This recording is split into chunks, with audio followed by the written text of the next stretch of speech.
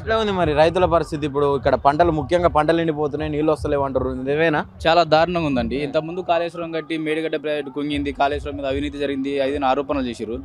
ఆ ఆరోపణలు చేసినప్పుడు మన ఇంట్లో చిన్న ఒక కుటుంబానికి ఏదో ఒక అప్పు చేసుకొని మన వ్యవసాయం నడపాలన్నా, కుటుంబాన్ని నడపాలన్నా 10లో 20లో ఒక షేడ్ కడిపి అప్పు దేంది అయితే నడవదు. గత ప్రభుత్వం కేసీఆర్ ఉన్నప్పుడు కాళేశ్వరం కట్టిండు, ఇన్ని అప్పులు చేసినాడు. ఎన్ని అప్పులు చేసినా ఈ మెట్టశీల బతికే సూర్యాపేట చుట్టూ ఉన్న రైతులకి, మెట్ట పొలాలకి చాలా నీళ్ళు అందించి వాళ్ళ శస్యశ్యామలంగా పొలాలను చేసి భూములు 10 లక్షలు, 5 లక్షలు, 15 లక్షలు ఉన్న పొలాలు 30, 35 లక్షలు, 40 లక్షలు రేటు వచ్చి వాళ్ళకి ఏదైనా ఆపదైనా సాపదైనా ఒక 5 కుంటలు అమ్ముకున్న 5 లక్షలు వచ్చినా హాస్పిటల్ పెడితే నాకేందనే భరోసా ఉండేది. రైతు చేస్తే రైతు బీమా కింద ఒక 5 లక్షలు వచ్చేది. రైతు బంధు ప్రతి క్రాప్ 5,000 అది 4,000 ఇచ్చిండు. ప్రతి దానికి వెండుగు అండుగా ఉండి కళ్యాణ లక్ష్మి అయితేనేమి, రైతులకు అయితేమి ప్రతి దానికి మంచిగా కేసీఆర్ చేస్తే ఈ 10 సంవత్సరాల పరిపాలనలో సరే కేసీఆర్ గవర్నమెంట్లో కూడా చిన్న చిన్న తప్పులు ఉండొచ్చు. దాన్ని ఉద్దేశించి దమ్ము కాంగ్రెస్ రావాలంటగా ప్రజలు ఏదో చేస్తారని ఉద్దేశించి చేసిరు. కానీ చాలా దారుణంగా ఉంది. 10 సంవత్సరాలు 9 సంవత్సరాల పరిపాలనలో కేసీఆర్ మీద సరే నెగిటివ్ రావచ్చు, రావటం వల్లే గవర్నమెంట్ మారింది. అది 9 సంవత్సరాల వచ్చిన నెగిటివ్ 9 నెలల కాంగ్రెస్ గవర్నమెంట్ దాని మీద ఇంకా ఫుల్ ఇబ్బంది, ఫుల్ నెగిటివ్ ఫీలింగ్. పచ్చి కాంగ్రెస్ కార్యకర్త తప్ప కాంగ్రెస్ పార్టీలో ఉన్న ఓటర్లు ఎవరైనా కూడా నిర్దాక్షిణ్యంగా బయట కాంగ్రెస్ అంటే వేస్ట్, అనవసరంగా ఓట్లేసిన చెప్పుకుంటారు. ఒకవేళ పచ్చి వాళ్ళ బ్లడ్లో పచ్చి కాంగ్రెస్ కార్యకర్త తప్ప వాళ్ళ మనోభావాలు ఉండొచ్చు, కాకుండా బయటకు చెప్పగలేక ఉంటారు తప్ప కాంగ్రెస్ అనే వ్యక్తి కూడా బయటికి నిర్మోహటంగా అనవసరంగా వేసుకున్నాం వీళ్ళు ఇచ్చాగానికి ఫాల్తు కనుక అనవసరంగా తిట్టుకుంటారు. చాలా గలీజ్గా ఉందన్న. కావాలనే కొంతమంది బీఆర్ఎస్ వాళ్ళు కాంగ్రెస్ ని బదనాం చేసే ప్రయత్నం చేస్తున్నారు.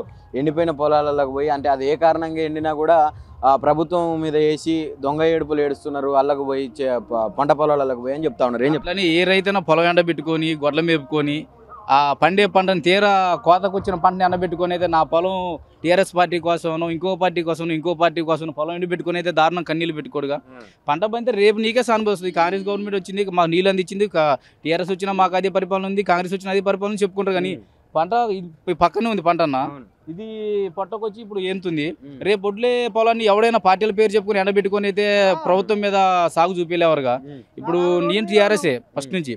ఇంతకుముందు మా ఊళ్ళో ఉన్న చిన్న చిన్న లీడర్లు కావచ్చు, వేరే మళ్ళీ ఎమ్మెల్యే స్థాయిలు కావచ్చు, చిన్న చిన్న కార్యకర్తలు పట్టుకొని నేను అప్పుడు ఏ పార్టీలో ఉన్నా టీఆర్ఎస్ వాళ్ళని కూడా తిట్టేది. మనం ఏ పార్టీలో ఉన్నా ఆ పార్టీ నాయకుడు తప్పు చేస్తున్నప్పుడు మన టీఆర్ఎస్లో ఉన్నా కాంగ్రెస్లో ఉన్నా ఏదేంట్లో తిట్టుకుంటాం, అది కామన్. కానీ దీని అంత దరిద్రంగా తయారైంది తెలంగాణ ఎంత ఘోరంగా అయితే అనుకోలేదు. ఇంత 6 గ్యారెంటీల పరిస్థితి 6 గ్యారెంటీలు కాదుగా, 6 సంవత్సరాలు ఇంకా 60 సంవత్సరాలు ఉన్న వాడు 6 గ్యారెంటీలో 1 గ్యారెంటీ కూడా చేయలేరు. డిసెంబర్ 9 కంటే ముందు రోజు పోయి 2 లక్షలు రుణమాఫీ చేస్తాం, 2 లక్షలు తెచ్చుకోండి పోయి అమ్మడే డిసెంబర్ 9వ తారీఖు రుణమాఫీ చేస్తామని చెప్పిండు. నాకు వ్యవసాయం ఉంది, రైతు బంధు కింద రూపాయి పడలేదు, రైతు రుణమాఫీ రూపాయి కాలేదు, నా అకౌంట్ ఇస్తా, నా రైతు బంధు ఎన్ని ఎకరాల పొలం ఉందో దాన్ని పట్టాబుక్ జిరాక్స్ ఇస్తా, రూపాయి రుణమాఫీ చేసినట్టుంటే 2 లక్షలు మీ కాంగ్రెస్ వాళ్ళకి ఏం చేయమంటే అది చేస్తా. మా ఊళ్ళే నేను అంత 100% మేము రుణమాఫీ చేసినాం అంటుండు. రైతు బంధు కూడా ఆల్మోస్ట్ మొత్తం అందరికి ఇచ్చినాం, కొంతమందికి తప్ప అంటూ. సూర్యాపేట ఇవాళ ఎన్నో తారీఖు అండి? ఎన్నో తారీఖు? 20వ తారీఖు. ఈ రోజు వరకు 100% సూర్యాపేట జిల్లాలో చేసిన నిరూపిస్తే అర్రగొండ గీక్కొని అర్రమేసం గీసుకొని అర్రగడ్డ చేపించుకొని తిరుగుతా. ఇదే కాంగ్రెస్ నాయకులు ఎవడన్నా వచ్చి 100% రుణమాఫీ చేసిన చూపించి నేను సగం తీసుకుంటే వాళ్ళు ఒక్క నెత్తొక్కడు గుక్కొని తిరగను. ఏ కార్యకర్త కానీ ఏ నాయకుడు కానీ ఎవడైతే వచ్చి 100% మేము రుణమాఫీ చేసిన అంటారో ఆ లిస్ట్ మొత్తం ప్రతి గ్రామంలో ప్రతి ఒక్క ఉన్న రైతు రుణమాఫీ తీసుకొచ్చి లిస్ట్ ఆడబెట్టి బరాబర్ ఇది చేసిన అబ్బాయి అని చూపించు, నేను కూసుకొని గాడి మీద తిరుగుతా. వాడిని కూడా వచ్చిన 6 గ్యారెంటీలలో ఒక్కటి కూడా అమలు కాలే. గ్యాస్కి 500 అనరు, ఆ గ్యాస్ లేదు, ఈ రుణమాఫీ లేదు, పూర్తిగా 100% అయితే లేదు. 10 ఎకరాల బడ్డోని కూడా ఉన్నాయి రుణమాఫీ. ఇది రైతు బంధు 10 ఎకరాల బడ్డ అనుకోండి, 10 కుంటలు ఉన్నాడు బండోళ్ళు చాలా మంది ఉండరు. పడ్డకాడ 10 ఎకరాల బడ్డోళ్ళు ఉండరు. మా గ్రామంలో పన్నకాడ 10 కుంటలు కూడా బండోళ్ళు ఉండరు చాలా మంది. నీకు అట్లా కాదుగా. ఇంతకుముందు కేసీఆర్ గవర్నమెంట్లో చేసిరంటే ఒకసారి పైలట్ ప్రాజెక్ట్ కింద తీసుకున్నా, ఇంకోటి రాష్ట్ర వ్యాప్తంగా తీసుకున్నా, ఫస్ట్ 2 ఎకరాలలోకి, తర్వాత ఇంకో 2 ఎకరాలకి, తర్వాత 5 ఎకరాలకి, అట్లా కొద్దిగా 5-10 రోజులు గ్యాప్ వచ్చి కంటిన్యూగా అయిపోయేది. కానీ అయినోడికి అవుతున్నాయి, కానోడికి ఏం కావట్లేదు. చాలా. మీరేం చెప్తారన్న 15 నెలల పాలన మీద? కాంగ్రెస్ వ్యతిరేకత చాలా ఉంది. ఎందుకంటే ఏ లోపం వల్ల? రైతు బంధు ఒకటి రావట్లే, పోతే రుణమాఫీ ఒకటి పూర్తి కాలే, పోతే బస్సు ఒకటి ఉంటుంది కానీ బస్సు ఒకటి మా పల్లెటూరులో మా పల్లెటూరులో బస్సుకి అయితే అది కూడా సౌకర్యం లేదు, బస్సులు వచ్చేది లేదు మా ఊరికి వెళ్ళి. మళ్ళీ ఇద్దరు మినిస్టర్ భార్య ఉంది మాది కోదాడు, వాళ్ళు చేసింది ఏమి లేదు, పెట్టింది ఏమి లేదు. రేపు గ్రామ పంచాయతీ ఎలక్షన్లో మా టీఆర్ఎస్ పవర్ ఎందుకు చూపెడతాం అంతే అంట. అంతే.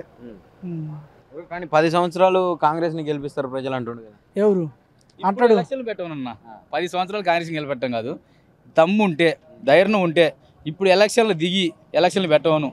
కాంగ్రెస్ కనుక అధికారంలోకి వస్తే 10 సంవత్సరాలు అసలు మీ టీఆర్ఎస్ అనేది మా కొండాపురంలో పోటీ చేయం సార్. రాష్ట్ర స్థాయి మాకొద్దు, కొండాపురంలో 10 సంవత్సరాలు మేము పోటీ అంటూ చేయం. వార్డు నెంబర్ కానీ, సర్పంచ్ కానీ, ఎంపీటీసీ కానీ, సొసైటీ చైర్మన్కి కానీ, దేనికి కానీ ఏకీగ్రహం రాసిస్తాం. 100 రూపాయలు స్టాంప్ పేపర్ తెచ్చుకోమను. ఇప్పుడు ఎలక్షన్లు పెట్టాం రాష్ట్ర వ్యాప్తంగా. నీ కాంగ్రెస్ కనుక మళ్ళీ 10 సంవత్సరాలు ఇప్పుడు పెట్టి ఇప్పుడు గెలవను, ఇప్పుడు అధికారంలోకి వస్తే 10 సంవత్సరాలు మీదే గవర్నమెంట్ అని మా కొండాపురం మీరు రాసిస్తాం. ఇప్పుడు ఒక పక్క రైతులను సంతోష పెడుతున్నాం అంటారు, ఒక పక్క విద్యార్థులను సంతోష పెడుతున్నాం అంటారు, నిరుద్యోగులని. అంతకుముందు ఒక ప్రెస్ మీట్లో పెట్టినప్పుడు కూడా లైవ్లో కొన్ని వీడియోలు ఉంటాయి యూట్యూబ్లో. 100 చెప్తామండి, 100 చేస్తామా? ఈ ఎలక్షన్లో గెలవాలంటే మేము చెప్తూనే ఉంటాం, అవన్నీ ప్రజలు నమ్ముతారట అంటారు. అన్ని ఇప్పుడు మరీ దారుణంగా ఉందని నమ్మకూడదు. ఇప్పుడు ఆల్రెడీ కాంగ్రెస్ నాయకులకు కూడా అర్థమైపోయింది, మనం నెక్స్ట్ టర్మ్ రాయం అనేది వాళ్ళకి పూర్తిగా అర్థమైపోయింది. ఈ 5 సంవత్సరాలు ఏదో డొలుపుతూ 4 సంవత్సరాలు తప్ప ఏదైనా ఒక్క మాటలో రేవంత్ రెడ్డి గురించి ఏం చెప్తావు? సరే సర్పంచ్ కాకుండా కౌన్సిలర్కి ఎక్కువ, వార్డు నెంబర్ తక్కువ. మరి ఎట్లా ఉంది ఇప్పుడు మీ సైడ్ పంటలు ఎండుతున్నాయంట, కానీ నిజంగానే ప్రభుత్వ లోపం ఉందా పంటలు ఎండుట వెనుక, లేకుంటే ఏదో కాలం బాలేక పంటలు ఎండిపోతున్నాయా? దీన్ని ఆ పంటలు ఎండిపోయేదాన్ని బీఆర్ఎస్ పార్టీ మన కాంగ్రెస్ మీద నూకుతుందని చెప్తున్నారు. ఎంతవరకు నిజం ఇది? అది అబద్ధం అన్న, 100% అది అబద్ధం. ఈ రాష్ట్రంలో కాలం అనేది ప్రతి ఏసంగి కూడా కాలం కాకుండానే నీళ్ళు లేకోకుండానే ఉంది. అయితే ఇప్పుడు ప్రధానంగా మొన్న రీసెంట్గా ఈ సూర్యాపేట పరిసర ప్రాంతాలలో ఎస్ఆర్ఎస్పీ నీళ్ళు వస్తలేవని జగదీష్ రెడ్డి గారు సందర్శించి పంట పొలాలు ఎండిపోతున్న తరుణం చూసి మనసు చెల్లించి కన్నీరు పెట్టుకున్న పరిస్థితి చూసినాం. కానీ అది అంతా దొంగ ఏడుపు, కావాలనే కాంగ్రెస్ ప్రభుత్వం మీద బురద జల్లే ప్రయత్నం చేస్తారు బీఆర్ఎస్ వాళ్ళు అని చెప్తా ఉన్నారు. ఏం చెప్తాను దీన్ని? వాళ్ళు రావాలన్న, ఇప్పుడు వాళ్ళు దొంగ ఏడుపు మంచి ఏడుపు అని వాళ్ళు అంటున్నారు. వాస్తవం ప్రజలు అనట్లేదు, రాష్ట్ర కాంగ్రెస్ నాయకత్వం అంటుంది. వాస్తవానికి ఒక ఎమ్మెల్యే కానీ ఒక మంత్రి కానీ ఈ పంట ఎండిపోయిందా ఎండిపోలేదా అని వచ్చి సందర్శించిన దాఖలు ఉన్నాయా? అంటే ఇప్పుడు వాళ్ళు ఏరియాలో కాంగ్రెస్ వాళ్ళు వచ్చిరా? ఒక్కరు కూడా రాలేదన్న. ఒక రాష్ట్ర మంత్రి కానీ వేరే నియోజకవర్గ ఎమ్మెల్యే కానీ ఒక్కరు కూడా వచ్చి సందర్శించిన దాఖలు వచ్చి వాళ్ళు చూస్తే అది నిజమా అబద్ధం అనేది వాళ్ళకి తెలుస్తుంది. ఇంట్లో కూర్చొని ఏసీ రూమ్లలో కూర్చొని చికెన్లు మటన్లు తినుకుంటా చూస్తే ఏం తెలుస్తుంది అన్న వాళ్ళకి? రైతు గోస ఏం అర్థమవుతుంది? మరి ఇప్పుడు గత 10 సంవత్సరాల రైతుల పరిస్థితి ఎట్లా ఉండే? తెలంగాణ రాకముందుకు ఈ ఎండిన పంట పొలాలను చూసి చెల్లించిపోయి తెలంగాణ కోసం అనేక మంది అమరవీరులు అయినరు. ఆ అమరులు అయిన తర్వాత వాళ్ళ త్యాగాల మీద తెచ్చుకున్నాం తెలంగాణ. ఈ పంట పొలాలన్నీ ఎండిపోయినాయి. అవి చెల్లించి ఈరోజు మన పంట పొలాలు మంచిగా ఉండాలి, నీళ్ళు అందాలి మనకని, మన వాటా మనకని తెచ్చుకున్నాం. ఇప్పుడు ఈ వచ్చినాక మన ప్రభుత్వం వచ్చిన తర్వాత, మన రాష్ట్రం ఏర్పడిన తర్వాత తెలంగాణలో ఎట్లా ఉండే పంట పొలాల పరిస్థితి, ఇప్పుడు ఎట్లా ఉన్నది కాంగ్రెస్ వచ్చిన తర్వాత? అన్న వాస్తవం చెప్తున్నా, మా ఊరు మమ్మదాపురాన అట్లీస్ట్ ఒక కుంట కూడా ఎండిపోయిన దాకలేదన్న. ఎండాకాలం కూడా 10 సంవత్సరాలలో కూడా అట్లీస్ట్ ఒక కుంటే కానీ చెరువే కానీ ఎస్ఆర్ఎస్పి కెనాల్ ఇక్కడి నుంచి మా మండలం చివేంల మండలం రాయి చెరువు అని ఒక చెరువు ఉంటుంది. ఆ ప్రతి ఏటా కూడా ఆ రాయి చెరువు చివరి ఆయకట్టు ఎస్ఆర్ఎస్పి కెనాల్ చివరి ఆయకట్టు వరకు కూడా నీళ్ళు అందిన దాఖలు ఉన్నాయి జగదీష్ అన్న ప్రేయర్లో. ఎట్లా ఉన్నదన్న ఇప్పుడు ఈ ఉమ్మడి నల్గొండ జిల్లాలో ప్రధానంగా నీటి కొరత కనిపిస్తూ ఉన్నదని చెప్తా ఉన్నారు. ఇది ఎంతవరకు వాస్తవం? ఒక మంత్రి ఏమో తాగి నీళ్ళని వాటర్ అంటాడు, వాటర్ అని నీళ్ళు అంటారు. ఇంకో మంత్రి ఎక్కడ ఉండో మనకు తెలియదు. వాస్తవంగా స్వయంగా ఉమ్మడి జిల్లా ఉన్నప్పుడు నల్గొండ జిల్లా, సూర్యాపేట జిల్లా, యాదాద్రి జిల్లా జగదీష్ అన్న నాయకత్వం ప్రత్యేకంగా ప్రతి రైతుకి నీరు అందింది. ప్రతి రైతుకి వాస్తవంగా ఆసియా ఖండంలోనే 2వ స్థానం మిర్యాలగూడలో ప్రైజ్ మిల్ ఉన్నది. ఇదే మిర్యాలగూడ శాసనసభ్యులు మాజీ శాసనసభ్యులు నల్లమోదు భాస్కరరావు గారు 27-2800 రేట్ వేస్తే ఇలా రైతుల పరిస్థితి ఏ విధంగా ఉందో ఆల్రెడీ మీరు చూస్తున్నారు. కాబట్టి ఇప్పటికైనా ప్రభుత్వం వచ్చి 14 నెలలైంది, ఎక్కడన్నా ఏ బంధాన్ని ఇచ్చిర్రా? ఇక్కడ ఇద్దరు పెద్ద మంత్రులు, ఒక ఆయన తాగి ఏం మాట్లాడో తెలియదు, ఇంకో ఆయన ఎక్కడ ఉంటాడో తెలియదు. ఇక్కడ ఉన్న ప్రధాన సమస్య వాటర్ సమస్య ఉంది, రైతులు చాలా ఘోరంగా ఉంది. ఇంకోటి 6 గ్యారెంటీలు అని చెప్పారు. నీళ్ళకి సంబంధించిన మంత్రి కూడా మీ దగ్గరనే ఉండు కదా నల్గొండ జిల్లాలో? నీళ్ళకి సంబంధించిన మా మంత్రి ఉంటే మంత్రి ఓన్లీ హైదరాబాద్కే పరిమితం, ఆ అసెంబ్లీకే పరిమితం, జిల్లాలో పర్యటించడం తెలియదు. గతంలో జయసేన నాయకత్వంలో రాష్ట్ర వ్యాప్తంగా ఎక్కడ అన్యాయం జరిగినా అక్కడ ప్రతి బీఆర్ఎస్ పార్టీ కార్యకర్త కొట్లాడిండు. ఇక్కడ ఉన్న మంత్రులున్నా ఏముండదు, వాళ్ళ సలహాలు ఏడ కబ్జాలు చేద్దాం, ఏడ ల్యాండ్ చేద్దాం, అయ్యే వాళ్ళ పని. ఇంకోటి 3 ఫీట్లే ఉన్న ముఖ్యమంత్రి ఉండి రేవంత్ రెడ్డి వాడు 6 గ్యారెంటీలు అని చెప్పిండు. నాలాంటి యువతకు ఎన్నో ఉద్యోగాలని చెప్పిండు. వాస్తవంగా మొన్న ఇచ్చిన 52,000 ఉద్యోగాలు కూడా కేసీఆర్ గారు రెడీ చేసిన ఉద్యోగాలే పత్రాలు ఇచ్చి ఈరోజు ముఖ్యమంత్రి ఇచ్చిండు. స్వయంగా ముఖ్యమంత్రి ముఖ్యమంత్రి జిల్లాలోనే ఏం లేదు వాస్తవంగా. అసలు వాస్తవానికి ఇప్పుడు ఈ ఉద్యోగాల గురించి వస్తే అడుగుతున్నా, బట్టి విక్రమార్క గారు ఏమంటారు అంటే డిప్యూటీ సీఎం మేము నోటిఫికేషన్లు ఇస్తుంటే విద్యార్థులు అవి ఎక్కువయ్యి వద్దు వద్దు అని చెప్పి ఆందోళనలు చేస్తున్నారు. ఇంతకుముందు గతంలో కేసీఆర్ పీరియడ్ ఉన్నప్పుడు మాకు ఉద్యోగాలు ఇయ్యి అని ధర్నాలు చేసిన వాళ్ళు ఇప్పుడు వద్దు వద్దు నోటిఫికేషన్లు వద్దు మాకు టైం ఇయ్యి అని చెప్పి ధర్నాలు చేస్తున్నారని చెప్తున్నాడు. ఎంతవరకు నిజం? ఇప్పుడు ఆయన ఉద్యోగాలు ఇస్తా అని చెప్పి ఉస్మానియా క్యాంపస్లో ఆంక్షలు పెట్టిరా, ఉస్మానియా క్యాంపస్లో ధర్నాలు చేయొద్దు ర్యాలీలు చేయొద్దని చెప్పిరా. ఇక్కడ ఉద్యోగాలు లేదా యువత ఆగమైపోయింది. ఆగమైపోయి ప్రైవేట్ కంపెనీలో ఒకప్పుడు కేసీఆర్ గారు ఉన్నప్పుడు రాష్ట్రంలో నుంచి ఎక్కడ వెళ్ళిపోయిన వలసలు ఈరోజు రాష్ట్రంలో వచ్చి మళ్ళీ బతుకుతారు. కానీ ఇప్పుడున్న రాష్ట్రంలో ఎక్కడ మన రైతులు పరిస్థితి బాగాలేదు. ఉద్యోగాలు ఎక్కడ ఉద్యోగాలు వచ్చింది చెప్పి ఎవరికి ఉద్యోగాలు వచ్చినాయి? ఎవరికి లేదు. వాళ్ళకి బ్రదర్ వాళ్ళకి ఎమ్మెల్యేల ఉద్యోగాలు వచ్చినాయి, మంత్రి ఉద్యోగాలు వాళ్ళకి వచ్చినాయి. సామాన్య విద్యార్థులకు ఎవరు రాలేదు. వాస్తవంగా విద్యార్థులు అనేక సార్లు తెలంగాణ ఉద్యమంలో పనిచేసారు. కేసీఆర్ ఉన్నప్పుడే ఉద్యోగాలు ఇచ్చింది. కానీ ఇప్పుడు ఇదే ప్రధానంగా విద్యార్థి మన విద్యార్థుల సమస్యల మీద కొట్లాడినటువంటి బల్మూరు వెంకటే చెప్తున్నాడు కదా, 6 గ్యారంటీలల్లో 5 గ్యారంటీలు అమలు చేసినాం మేము అని చెప్పి. ఎక్కడ మన కౌన్సిల్లో మాట్లాడాడు బల్మూరు వెంకట్ ఏం మాట్లాడాడు? వాళ్ళకున్న తీన్మార్ మల్లయ్యని సస్పెండ్ చేశారు, వీడు ఎక్కువ తక్కువ చేస్తున్నాను. అది పరిస్థితి. బల్మూరి వెంకట్ ఓన్లీ కబ్జాలు, ల్యాండ్ సెటిల్మెంట్లు నాలాంటి విద్యార్థులు ఎంతో మంది వాడుకొని ఈరోజు ఆయన ఎమ్మెల్సీ ఎట్లా వచ్చింది? రేవంత్ రెడ్డిని బెదిరించిండు కాబట్టి ఎమ్మెల్సీ వచ్చింది. ఎట్లా వచ్చింది ఎమ్మెల్సీ? అనిల్ కుమార్ యాదవ్ ఎంపీ ఇచ్చిండు. వాడు ఎక్కడ విద్యార్థి సమస్యలు విద్యార్థి సమస్యల గురించి మాట్లాడా? కేయూలో ఉస్మాన్లో ఏమైనా మాట్లాడా? ఎక్కడ లేదు. ఓన్లీ కేవలం వాళ్ళకే ఉద్యోగాలు వచ్చినాయి. కాంగ్రెస్ పార్టీ వచ్చింది, 400 దొంగ హామీలు ఇచ్చి వాళ్ళకి ఉద్యోగాలు వచ్చినాయి. కానీ సామాన్యునికి ఎక్కడ ఉద్యోగాలు కాదుగా, ఏం రావు. ఈ ప్రభుత్వం 6 గ్యారంటీ అని చెప్పి షాదీ ముబారక్, కళ్యాణ లక్ష్మి కేసీఆర్ గారు ఇచ్చినప్పుడు ఇప్పుడు తులం బంగారం ఎంతమందికి ఇచ్చిండు? సూర్యాపేట జిల్లాలో ఎంతమందికి ఇచ్చిండు చూపి? ఎవ్వరికి లేదు. ఉట్టి మాటలతోని రేవంత్ రెడ్డి పబ్బం గడుపుతుండు. ఇంకోటి, వాళ్ళ తెలంగాణ ముఖ్యమంత్రి ఎందుకండు? వాళ్ళ అన్నదమ్ములకి ఆస్తులు కాపాడుకోవడానికి, ఫ్యాక్టరీలు కట్టడానికి వాళ్ళ తిరుపతి రెడ్డి కొండలరెడ్డికి తెలంగాణ రాష్ట్రం ఉపజెప్పిండు. అరే ఇప్పుడు 10 సంవత్సరాలు కేసీఆర్ ప్రజలందరినీ మోసం చేసాడు, తెలంగాణ ప్రజలందరినీ. అటు ఉద్యమం టైంలో కూడా వాళ్ళందరినీ వాడుకున్నాడు. తెలంగాణ వచ్చిన తర్వాత అధికారంలోకి వచ్చినాక కూడా అందరినీ హామీల పేరు మీద మోసం చేసిండు. నేను వచ్చినాకనే అందరూ రైతాంగం కానీ యువత కానీ అన్ని రంగాల వాళ్ళు మంచిగా సస్యశ్యామలంగా ఉండరని చెప్పి చెప్తున్నాడు రేవంత్ రెడ్డి. ఇప్పుడు మీరు హైదరాబాద్ నుంచి వచ్చిరా? మీరు గత దారుంటే పోతుంది. పొలాలు పక్కన పొలం పరిస్థితి చూసినావా?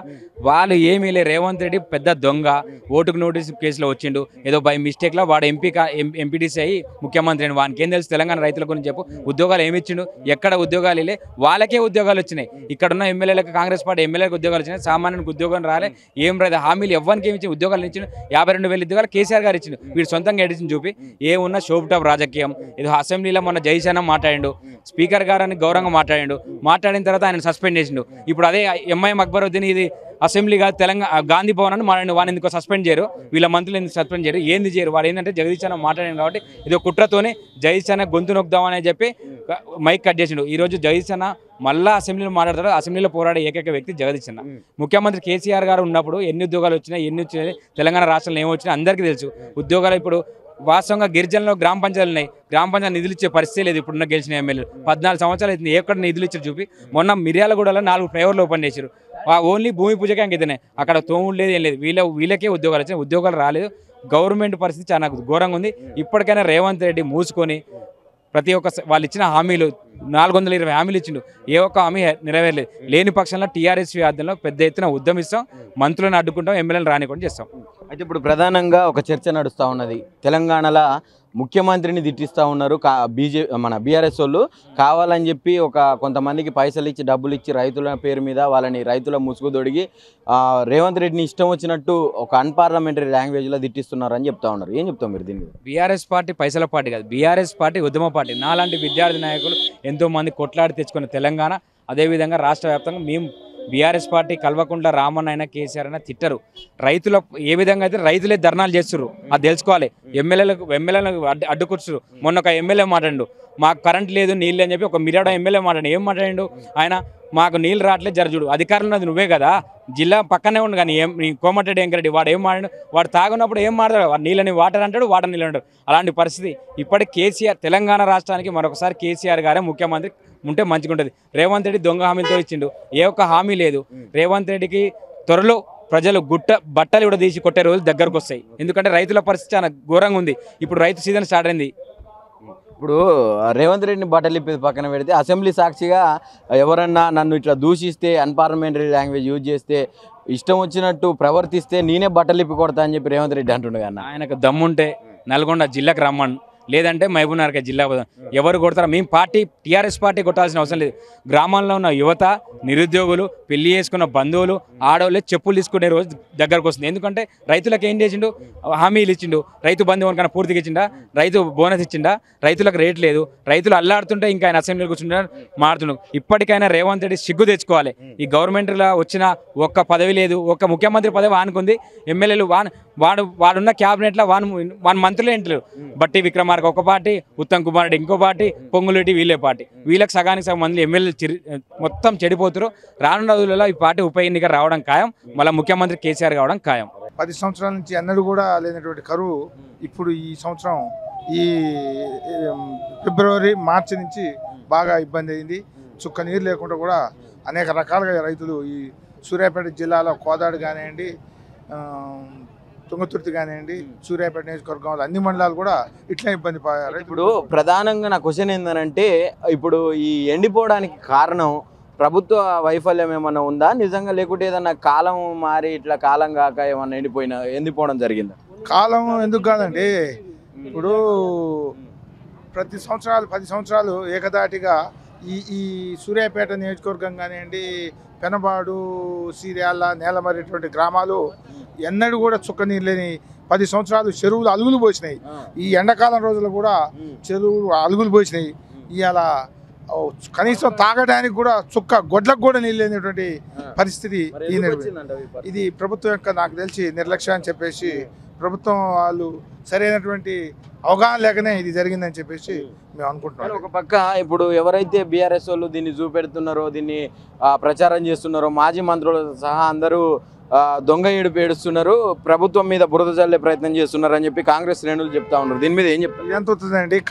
కష్టం వెనక జగదీశ్వర్ రెడ్డి గారికి రైతుల పక్షాన ఉన్నటువంటి నాయకుడు కాబట్టి ఆ రైతులకి ఎంత కష్టపడి నీరు అందించి 10 సంవత్సరాల రైతులను ఏ విధంగా కాపాడిండో, ఈనాడు రైతులు ఇబ్బంది పడి వాళ్ళ కంటి చుక్క ఏడుపును చూసి అతని దుఃఖం ఆగలేక, అదే తప్ప అతడి రైతు పక్షపాతి, రైతు కుటుంబంలో పుట్టినటువంటి రైతు కుటుంబం నుంచి మనిషి కాబట్టి తీరా చేతికి వచ్చేటువంటి పరిస్థితిలో ప్రభుత్వం 1-2 తళ్ళు ఇచ్చినా పంటలు బయటపడేవి. ప్రభుత్వం దాని మీద శ్రద్ధ లేదు. ఇప్పుడు నీళ్ళు ఇవ్వాలంటే మేడిగడ్డ ప్రాజెక్టు కుంగిపోయింది అంటారు, కాళేశ్వరానికి భవిష్యత్తు లేదంటారు. అవన్నీ నీళ్ళు ఇస్తే అవన్నీ ఆగుతాయా ప్రాజెక్టులన్నీ? నీళ్ళు ప్రాజెక్టు కుంగితే కుంగొచ్చండి, 1-2 పిల్లర్స్ కుంగితే కుంగొచ్చు. దాన్ని ప్రభుత్వం సంవత్సరంన్నర అయింది, ఏదో రకంగా దాన్ని ఏర్పాటు చేసుకొని గత ప్రభుత్వం ఇవ్వలేదా? ఆ కుంగినటువంటి పరిస్థితుల్లో నీళ్ళు ఇవ్వలేదా? ఇలా అదే అన్ని ప్రాజెక్టులు కానీ అన్ని చెరువులు నింపుకొని ఉంటే ఇలా పరిస్థితి వచ్చేది కాదు. ముందు చూపు లేకనే ప్రభుత్వం ఈ విధంగా చేయడం వల్ల రైతులు ఇబ్బంది పడుతారని చెప్పేసి మేము రైతు పక్షాన మేము మాట్లాడుతున్నాం. ఇక ప్రభుత్వం ఇప్పటికైనా మేల్కొని ఈ రైతుల్ని కాపాడగలిగితేనే ప్రభుత్వం మనగడ సాగుద్ది తప్ప రైతులని ఇబ్బంది పడితే మాత్రం ప్రభుత్వం మనగడ సాగదని చెప్పేసి నా రైతుల పక్షాన్ని మాట్లాడుతున్నాను. మీరేం చెప్తారు? ఇప్పుడు నిజంగానే నీళ్ళు ఎండిపోతున్నాయి, పంట పొలాలు ఎండిపోతున్నాయా? ఎండిపోతున్నాయండి. మా చెరువు కింద కూడా కొన్ని పొలాలు ఎండిపోయినాయి. అసలు గొడ్ల నీళ్ళు దొరికే అవకాశం కూడా ఈ మధ్య కొద్దిగా కాల నీళ్ళు వస్తున్నాయి కాబట్టి అట్ట కొద్దిగా ఉండగలుగుతున్నాయి అంతే. ఎట్లా ఉంది ఇప్పుడు? కాంగ్రెస్ వచ్చిన తర్వాత మంచిగా ఉండేనా రైతుల పరిస్థితి? గతంలో బీఆర్ఎస్ ఉన్నప్పుడు మంచిగా ఉండేనా? బీఆర్ఎస్ ఉన్నప్పుడే మంచిగా ఉందండి. రైతుల ప్రభుత్వం అయినా ఇప్పుడు కాంగ్రెస్ వచ్చిన తర్వాత 15,000 చేసిండు, రైతు బంధు చేసి రైతు భరోసాని చేసిండు, 15,000 ఇస్తుండు, రుణమాఫీ 2 లక్షలు చేసిండు, ఇంకేం తక్కువైంది? ఎక్కడ ఎవరికి చేసారండి? నేను తీసుకుంది అలా 25,000 రూపాయలు చిన్న 10,000 కూడా మాఫీ కాలే, 10,000 కూడా మాఫీ కాలే. నేను 5 ఎకరాల లోపు ఉండే వాళ్ళకి రైతు బంధు ఇస్తున్నాడు, 5 ఎకరాల లోపు ఉండే వాళ్ళకి, 1/2 ఎకరం వాళ్ళకి ఏమి వచ్చినాయి, తత్తి వాళ్ళకి ఇంకెవరికి రాలేయి. అవి కూడా అది మరి 6 గ్యారెంటీల సంగతి ఏంటంటే 6 గ్యారెంటీలు అని చెప్పి రైతు కాంగ్రెస్ ప్రభుత్వం వచ్చింది. కళ్యాణ లక్ష్మి అది ఏది లేదండి అక్కడ మా కాడ అసలు ఇంతవరకు ఏం రాలే. పింఛన్లు కూడా 4,000 కూడా రావట్లేదు. ఈ 2,000 తప్ప 4,000 కూడా రావట్లేదు. నిజమేనా? మీరు అంటే కావాలని ఏదైనా బీఆర్ఎస్ తరఫున మాట్లాడుతురా, లేకుంటే ప్రజలందరి మాట ఇదేనా? ప్రజలందరి మాట ఇదేనండి, ప్రజలందరిది కూడా ఇదే. మేము వేరే పార్టీ, మాది ఈ పార్టీ, ఆ పార్టీ మీద మేము చెప్పుదాని అనేది ఏమి లేదు. మాది అదే మాత్రం ఇదే పార్టీ. వింటారా?